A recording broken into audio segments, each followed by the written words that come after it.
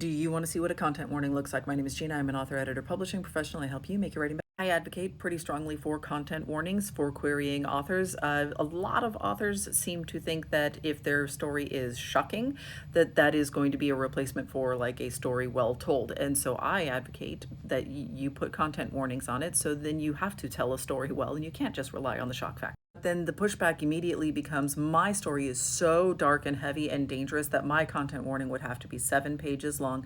I can't possibly be expected to do this because my story is just too much. Which, like, by the way, if your story really is just too much, then yeah, you should put a content warning on it. If you are out here trying to make people uncomfortable, and not in a way that like they're thinking about the world and learning to be better people, but you're just trying to make them feel icky and squicky, come on, you're better than that. Tell a good story rather than just trying to make people feel icky and squicky. But I came up with a hypothetical content warning that would go at the beginning of Game of Thrones. Game of Thrones is one of the most graphic and intense novels that I have read as an adult. I don't think it is actually the most, but it is very, very popular. A lot of people have read it. A lot of people have seen the show. So a lot of people can understand how very adult and very mature and very heavy those stories are. And here is the content warning that I came up with for a hypothetical Game of Thrones. So it contains depictions of self-harm, graphic violence, including sexual violence and crimes against children, incest, themes of extreme racism, sexism, and ableism. That's it. That's the content warning. That you don't have to go into a lot of specifics up front. You do not have to list out every single crime that will be committed. For people who are concerned about like, oh, I don't want to see children get hurt. Great, they know not to pick up this book now. That's it. You didn't have to go into all of the specifics. The novel will go into the specifics. This captures, like, this is a dark, heavy book. This has a lot going on in it. I pulled that message from an email back and forth with a client who was very concerned about the content warning, but in her query letter that for the book she was writing, she talked about a necromancy coven and someone who is committing arson. Okay, well, you said those words like straight up in the query letter.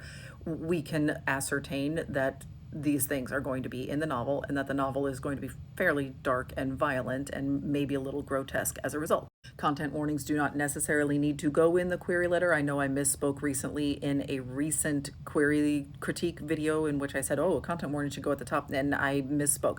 You don't need to put content warnings at the top of a query letter. If you're going to include them in the query letter, just like as a PS at the bottom, be like, PS, this includes da da da da da. Or I do recommend that they go at the top of the synopsis or the top of the pages.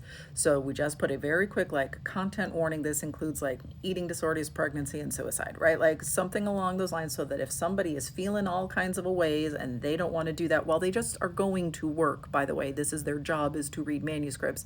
You don't want to necessarily come up against your triggers while you were just doing your job. You're just giving them an opportunity to say, hey, I'm going to save this for a day when I am feeling strong enough to handle it. Because I do think that literature should make us feel uncomfortable sometimes, and I do think that we can use it as a way to safely wrestle with the things that are dark and heavy and difficult in our lives. But we should be choosing to do that and going in with our eyes wide open, ready to face those difficulties, rather than being slapped in the face with them just by going to work one morning.